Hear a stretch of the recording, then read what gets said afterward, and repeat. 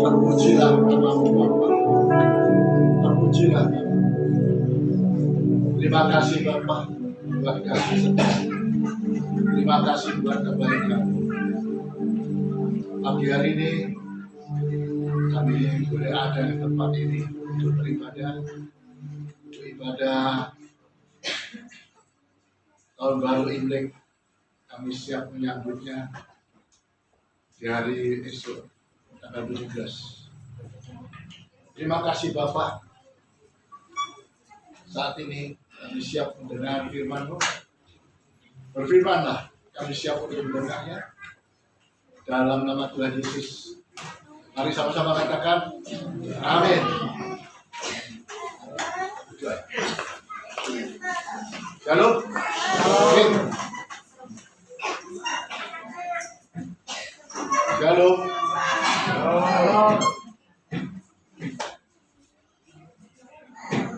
Hari ini ibadah khusus untuk menyambut Imlek, tahun baru Imlek. Ya. Kolose 2 ayat 8 katakan.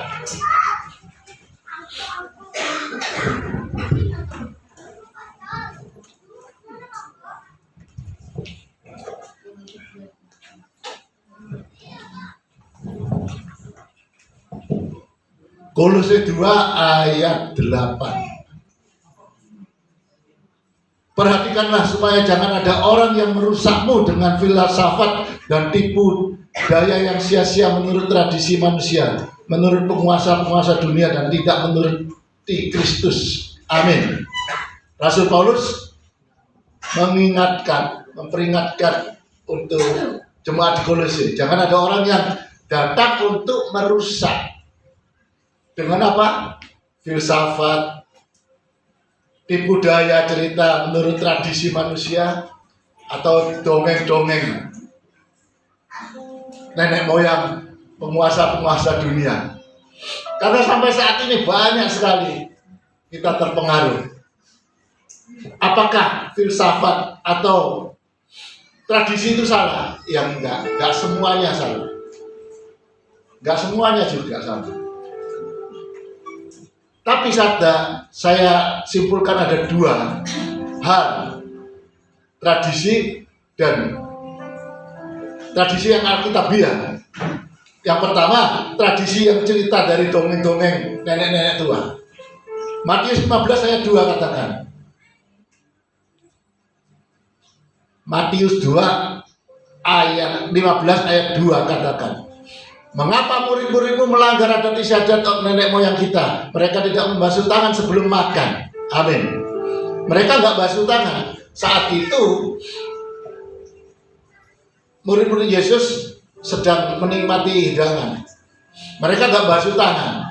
Nah, tradisi orang Yahudi itu saat itu, mereka pulang dari pasar mesti cuci kaki, cuci tangan. Nah, sampai sekarang saya ikutin juga. Karena apa? Saya kalau keluar rumah, masuk lagi, saya pasti cuci kaki. Karena apa? Kotor. Nah, itu positifnya. Tapi mereka melihat ini, memakai ini, mereka untuk apa? Ajaran-ajaran manusia ini. Untuk apa? Menyalahkan murid-murid. Menghakimi murid-murid. Dengan alasan ini, menghakimi, menyalahkan, bahkan memancing kesalahan Yesus. Lihat murid-murid ini, tidak memelihara adat istiadat. Mereka tidak makan, tidak basuh tangan. Itu kan salah. Kalau di adat istiadat Yahudi itu salah. Dia punya senjata untuk menyalahkan.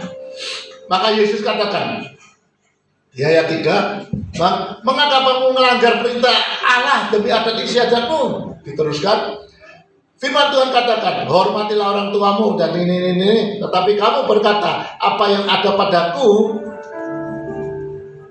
telah aku berikan persembahkan.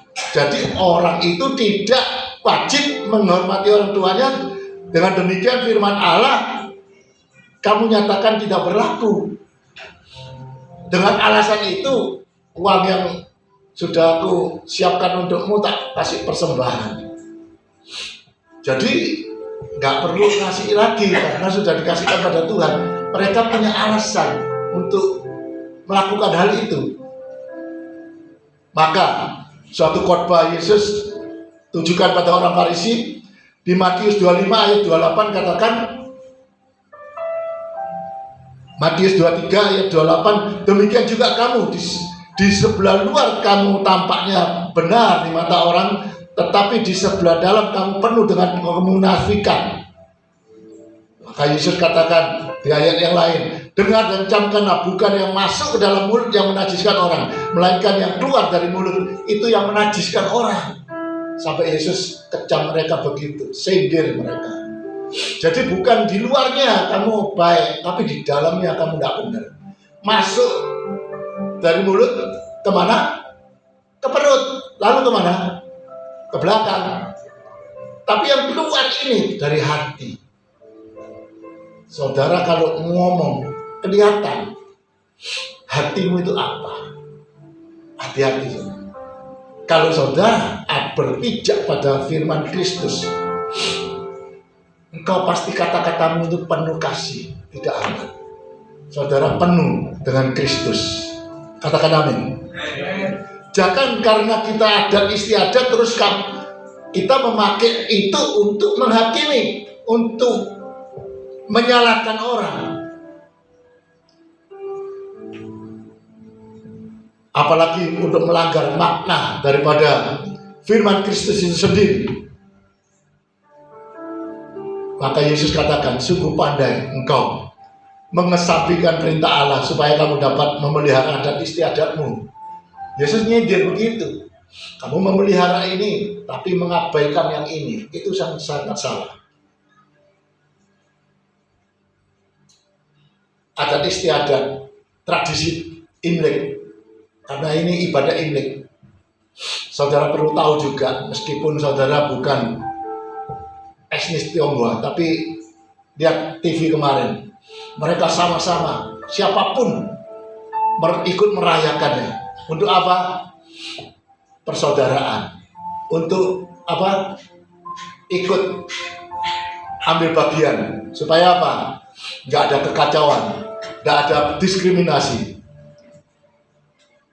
Orang Chinese seperti saya masih kental Chinese-nya, berbenah-benah rumah, istriku bersih-bersihkan, spray diganti, ini diganti, itu dibersihkan, jendela, pintu.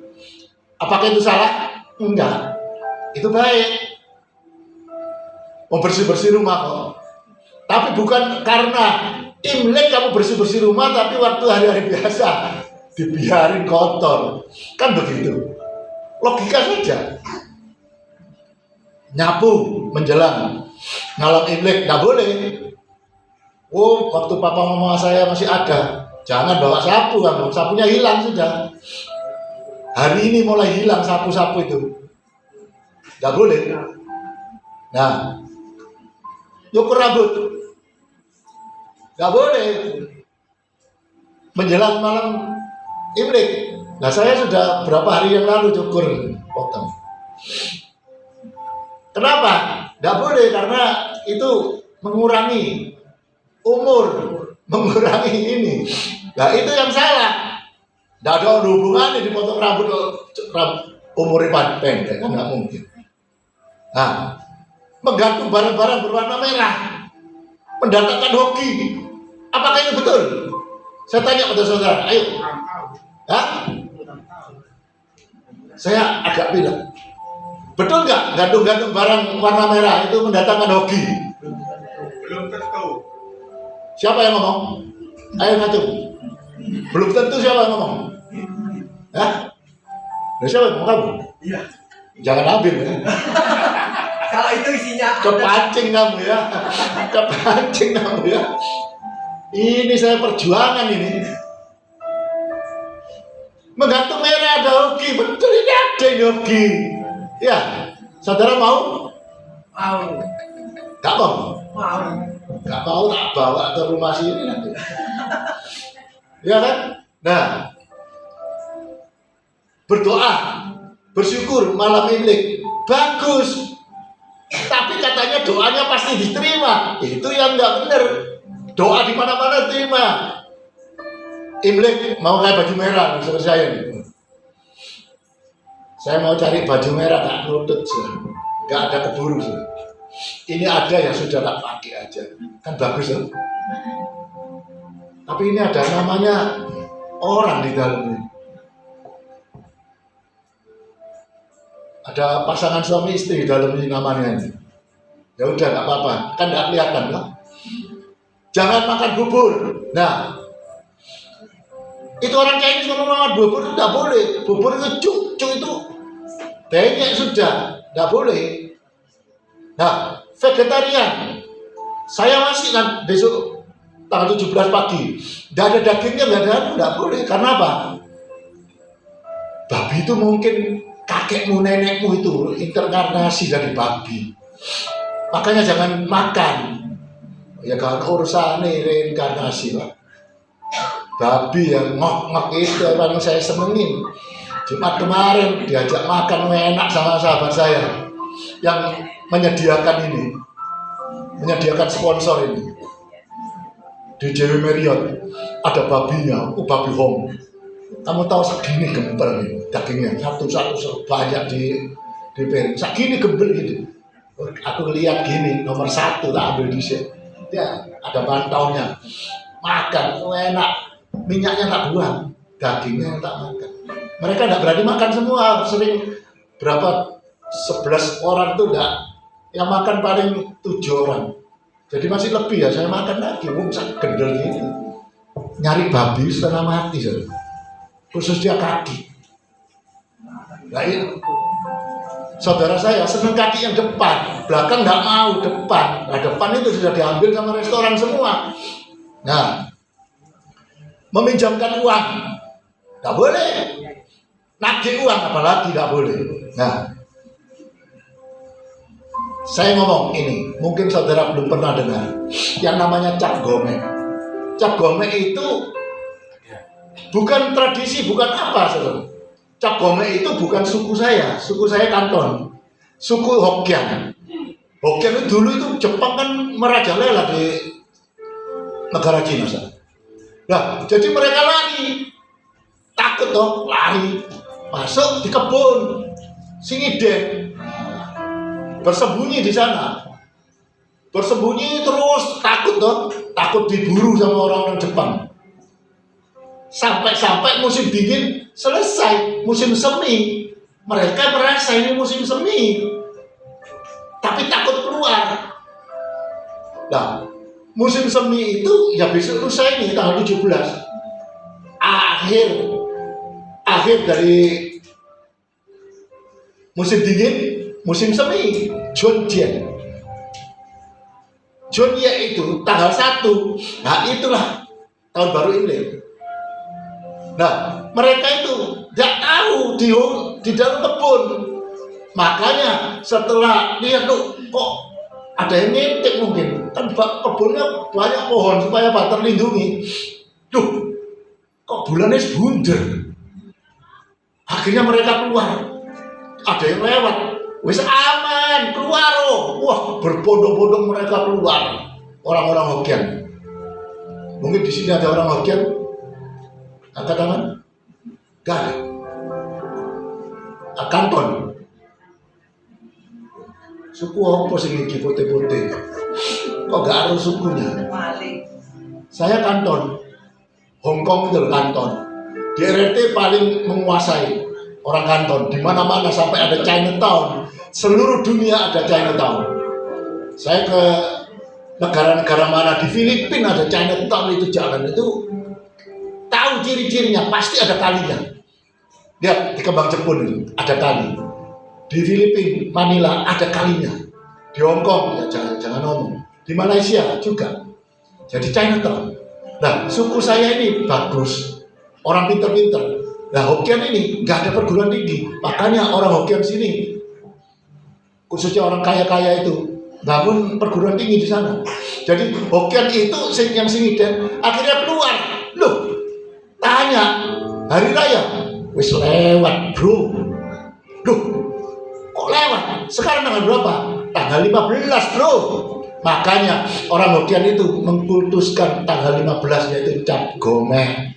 Kalau saudara tahu dulu, beberapa tahun yang lalu rumah saya juga pasti rumah orang Chinese ada apa?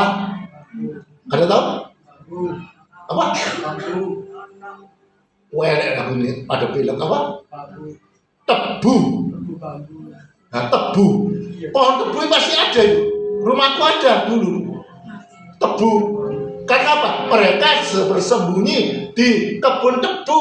Karena tebu inilah kebun tebu yang menyelamatkan mereka. Makanya diperingati ada tebunya. Jadi saudara ngerti? Katakan amin. Kalau ada yang ngomong Cap Gomeh itu macam-macam, itu salah. Ini yang benar. Karena saya dari nenek-nenek moyang, betul-betul. Jadi mereka sembunyi di kebun tebu. Nah, ini ada juga tradisi, khususnya orang Jawa. Menjelang sore, anak perawan jangan di depan pintu. Ya kan? Gak boleh kan? Nanti apa? Gak dapat jodoh. Gak ini. Itu apa? Ono hubungan apa? Saya nggak menyalahkan. Nanti ada setan lewat. Kamu walaupun di kamar pun setan mau ya pasti diganggu. Ada lagi satu. Saya di kota-kota pulau-pulau. Apa itu? Mitos itu. Jangan duduki bantal. Nanti apa? Ada lagi timbilen. Hubungannya apa bantal dengan timbilen sampai udunan? Ayo. Kenapa? Orang tua mau ngelarang, takut nanti anaknya Kenapa? Kalau kamu duduki, nanti aku tidur. Ya gak ada ketinggalan sama gue. Nah, itu orang tua. Caranya begitu, ya nggak salah. Anak tangga jangan menghadap ke depan. Ada lagi yang lebih tragis, jangan nabrak apa? Nah, ya toh? Di mana-mana juga nabrak kucing, nanti bahaya, ada kecelakaan. Mosok kucing bisa menentukan nasib kita, jalan hidup kita. Karena ada cerita yang lain saya nggak berani katakan, yaitu nabrak kucing tidak boleh. Rasul Paulus terus di Timotius, tetapi jauhilah tahayul dan dongeng nenek tua, latihlah dirimu beribadah. Ada lagi, pintu depan ini double loh, 2. Pintu belakang itu kalau gede nggak boleh, orang Chinese nggak boleh. Karena apa? Masuknya kecil, keluarnya besar, jadi hokinya hilang. Ini betul-betul terjadi di Hong Kong. Ada 2 anak muda dari barat buka suatu usaha. Hong Kong rame, akhirnya nggak lama bangkrut. Diusut-usut, ternyata pintu depan sama toko belakang itu lebih gede. Pintu belakang. Karena apa? Kalau di sini truk berhenti masukkan barang. Kalau di luar negeri enggak, saudara. Ruko-ruko belakangnya itu ada jalannya sendiri untuk bongkar muat. Nah, pintunya kan masih lebih gede. Nah, itu kan logika. Akhirnya bangkrut, betul-betul terjadi. Sampai sekarang saya seorang arsitek. Saya pun ngikutin anak tangga itu gini. Tapi bukan karena mitos, tapi karena logika saja. Bangun rumah 3 meter 60, 16 anak tangga ke atas, tak genep-genep toh sama saya. Jadi saya bikin tangga itu tak genep toh, ke 6, ke 11, ke 16. Apa salah? Enggak. Lopo, itu karepku kok aku sih desain. Ya kan? Terus tangga enggak boleh. Ya kamu apa tak iring doa enggak mari. Supaya apa? Nah, ngikuti, enggak ngikuti kan saya salah. Kalau saya ngomong iya betul, saya salah. Pastor pendeta kok ngomong kan gitu, ikutin aja tapi dengan estetika. Nah, ada lagi kamar mandi nggak boleh ngadep ke sini, situ. Terus rumah tusuk sate.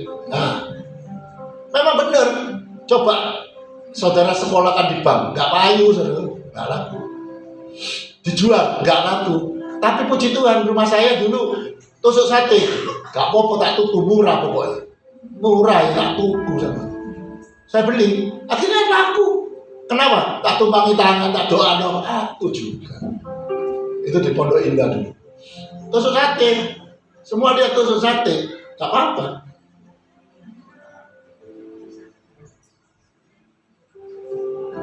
Di surat Kolose katakan, jangan kamu biarkan kemenanganmu digagalkan orang-orang pura-pura.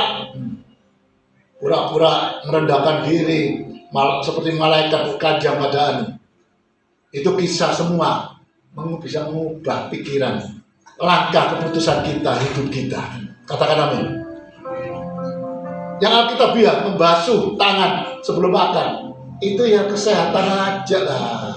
Masa tangannya kotor ini makan, ya dong? Kan tidak apa-apa. Maka Yesus katakan, engkau ahli Taurat orang Farisi, munafik, cawan, pinggan kamu bersih sebelah luarnya, tapi dalamnya penuh dengan keserakahan. Menghormati bapak ibu, ya benerlah. Memelihara saudara, benerlah. Kita harus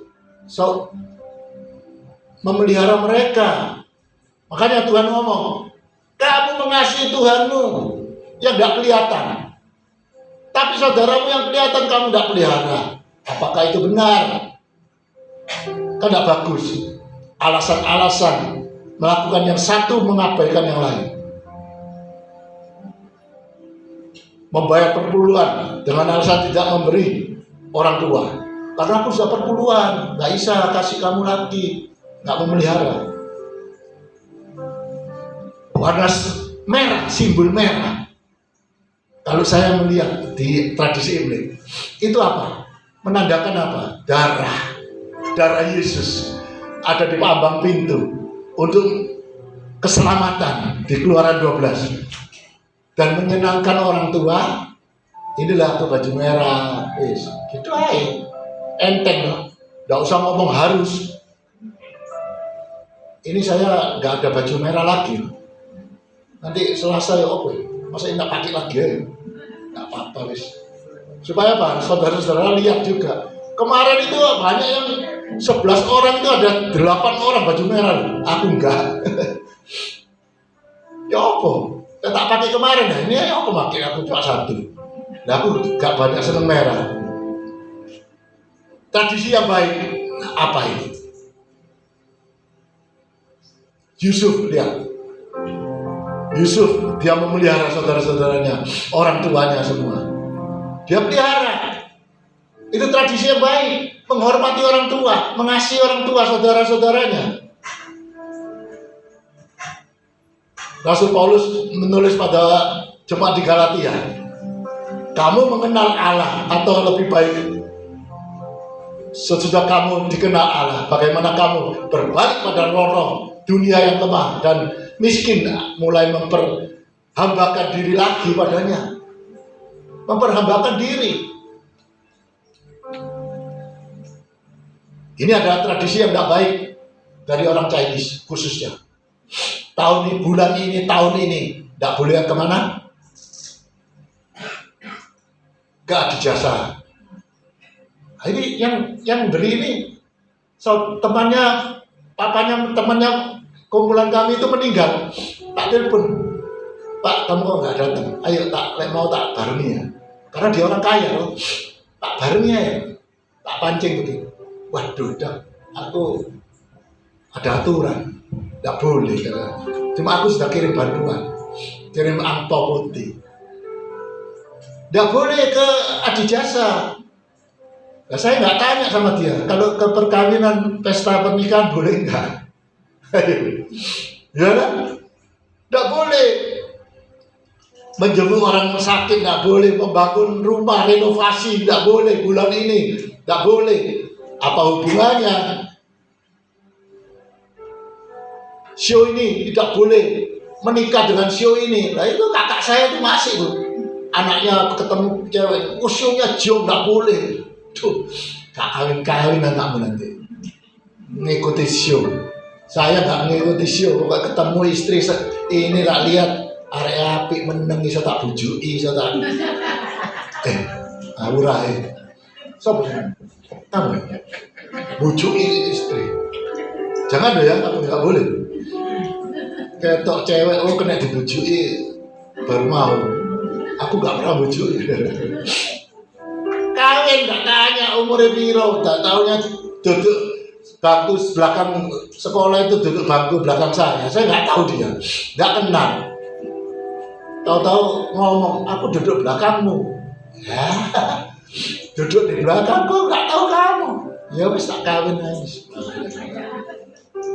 Timbangnya aku direbuti cor. Kemarin cerita saya, kamu nggak tahu saya dulu itu direbuti cewek-cewek. Aku ngomong, lihatin yang aku dulu ini, lihatin. Oh iya loh, ganteng. Nah sekarang kan ganteng. Tak duduk HP saya, ini loh aku. Duh, kok gini? Nah ini lihatin ini saya sebenarnya. Ada fotonya. Ya, seperti sekarang ini kan gitu. Dulu saya memang banyak digandrungi, tapi saya nggak mau. Akhirnya dia yang dapat. Amin. Menyulut kembang api, rame supaya apa? Setannya pergi.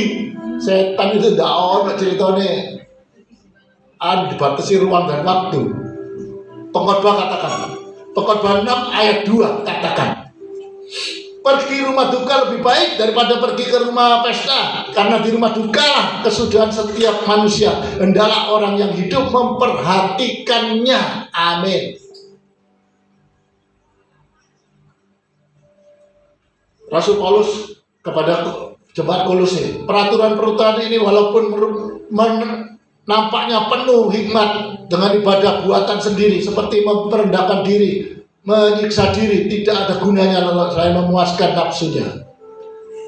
Tradisi baik, ya ini besok lusa mengunjung ke sahabat famili ya. Apalagi mengunjungi para pandi jompo, pandi asuhan, yatim piatu, itu yang lebih baik. Itu pasti baik. Berkunjung sana keluarga, membagi-bagikan apa? Buanter ya. Ngomong ampau, buanter tadi saya tak minta tolong siapa? Dulu Pak. Adiknya Pak Bawi. Itu orang ini. Saya takut bleset Pak Gembala ngomong sama saya. Ternyata di sini Pak, semua ini pasti dapat. Katakan keras. Loh, kamu kalau tidak pakai hitam. Yang kemarin bawa papamu. Enggak dikasih. Masa ada pakai ini, koko. Koko muncul, cukup. Kamu tahu itu dari mana? Bikinan mana? Loh, jas itu bukan gini loh. Orang-orang dasi dulu, makan ya. Dasi yang dulu, mesti gini lah makan. Apa? Kata merek ke. Jadi saya ikut-ikut. Dunir, waduh, dunir. Bangga. Padahal enggak bangga, itu gaya-gayaan pendeta-pendeta itu ya gitu. Jas mesti gini-gini, bukan ketok. Bikinan mana? Saya enggak kalah. Buka-buka gini. Ini kemarin Pak Gembala tak ngomong, "Lho ini merek itu kalian ini." Ongkos itu munine piro? Ada satu lagi saya jas itu. Ya tak buka gini orang masih mendalam. Blok ini. Waduh. Dulu kalau bikin itu ongkosnya 4,5 juta dulu ongkos itu. Ya tak kasihkan ini juga mahal, jutaan itu ongkosnya. Terkenal di Surabaya sini. Jakarta juga. Jadi orang-orang jas itu gini namanya, kata-kata namanya, kata ada pembuatnya. Kalau dibuka gini, saya bikin ini marjuki, gak dibuka, tutup aja, gak ada orang. Nah itulah kamu. Nah saya memberi satu quote sama yang ini sebelum saya ngomong tentang donasi. Ini quote-nya gini kak, saya catat sini. Memberi dengan kerelaan hati mendatangkan berkah. seberapa banyak maupun sedikit yang engkau berikan kepada sesamamu maupun siapapun dia, itu sangat berharga di mata Tuhan. Katakan amin. Itu saya kasih memberi secangkir air sejuk pada sesamanya. Sungguhan, tidak lama terus aku kasih omong, ini loh aku didaulat untuk ibadah Imlek, mau donasi, mau, tapi dia lihat ini seberapa banyak maupun sedikit, jadi agak banyak, tapi ya cukup lah daripada sarannya Pak Gembala segini, saya nggak apa-apa, saya terima. Akhirnya saya dapat berapa ya tak bikin. Itu jauh dari prediksi Pak Gembala ini. Memang saya rahasiakan, nggak boleh dilihat. Pokoknya aku yang bungkus, aku yang ngacak, aku yang bikin talinya jantungan. Berapa jemaat ini? Ternyata cukup semua. Katakan amin. Amin. Nanti dapatnya berapa tergantung saudara tangannya milihnya. Jadi sukacita dalam Tuhan. Katakan amin.